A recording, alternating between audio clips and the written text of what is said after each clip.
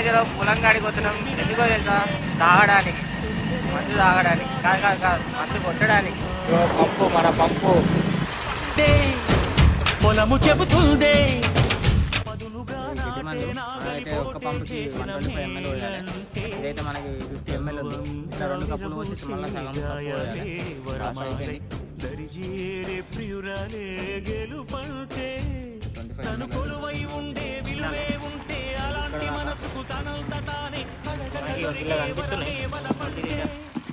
జన్మంతా నీ అడుగుల్లో అడుగులు కలిపే జత ఉంటే స్టార్ట్ చేసే ముందు మనం అయితే ఈ కట్కలు నొక్కాలి.